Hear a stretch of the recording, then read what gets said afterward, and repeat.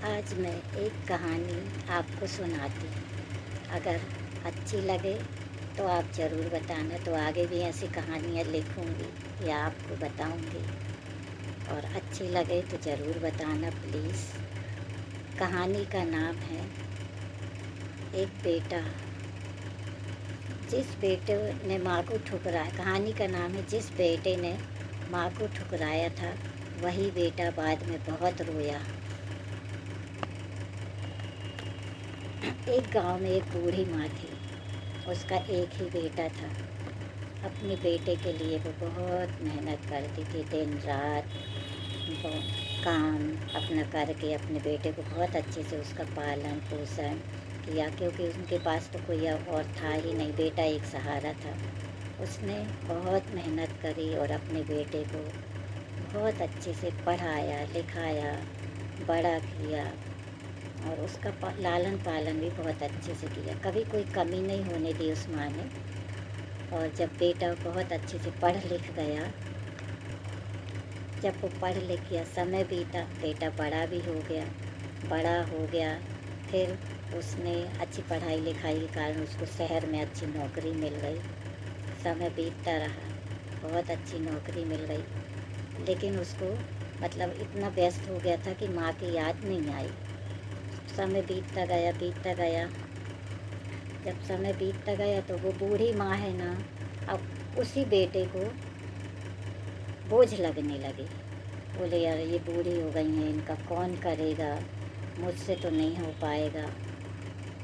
तो एक दिन उसने अपनी माँ से कहा, अब सीधे तो नहीं बोल सकता था, तो बोला माँ मैं तुम्हारा ध्यान नहीं रख पाऊँगा, मैं तुम्हें मतलब बिल्कुल ध्यान नहीं दे पाऊँगा तुम्हारा। तुम गांव में ही रहो, मैं तुम्हारा सब करूँगा, पर यहाँ ध्यान नहीं रख पाऊँगा तुमको। तुम गांव में रहो, क्योंकि तुम्हारा ध्यान रखने के लिए मेरे पास समय नहीं है ना। तो फिर माँ ने बोली कि बेटा मैं तो तेरे पास रहने के लिए नहीं आई थी, बस तुझे देखने आई थी। तेरी बहुत याद आ रही थी, बहुत दिन से तुझे देखा नहीं है, इसलिए मैं तेरे पास आई थी। रहने के लिए तो मैं बिल्कुल नहीं आई थी बेटा। और माँ अपने गांव वापस चली गई, रहने लगी। फिर बहुत दिन हो गए, जब बहुत दिन बाद बेटा को पता लगा कि मेरी माँ बीमार हो गई है, बहुत ज़्यादा बीमार हो गई है, वही दौड़ता हुआ उसी गांव में आया माँ को देखने के लिए। लेकिन तब तक बहुत देर हो चुकी थी। उसने मतलब बहुत देर हो चुकी थी, यानी माँ उसकी नहीं रही। और लेकिन माँ के पास लिपट के उसने बहुत ज़्यादा रोया, पछताया, सब कुछ हुआ। तब उसकी नज़र एक पोटली पे पड़ी। एक पोटली में कुछ पैसे और कुछ मतलब सामान था और कुछ लिखा हुआ था, एक चिट्ठी थी। उस पोटली को उसने खोला। चिट्ठी में माँ ने लिखा था, बेटा ये पैसे मैंने तेरे बच्चों के लिए बचा के रखी थी, कि जब तेरे बच्चे बड़े हो जाएंगे, उनके लिए रखा था मैंने। तेरे बच्चे बड़े हो जाएंगे तो तुम उनको दे देना, और मैं तो तुम्हें खुशी देखना चाहती हूँ, तुम हमेशा खुश रहो और खूब तरक्की करो। मेरे दिल से यही इच्छा है बेटा, और मैं तुझे देखते रहूँ। मुझे पता है तू दिल का इंसान बहुत अच्छा है, तू बहुत अच्छा है मेरा बेटा।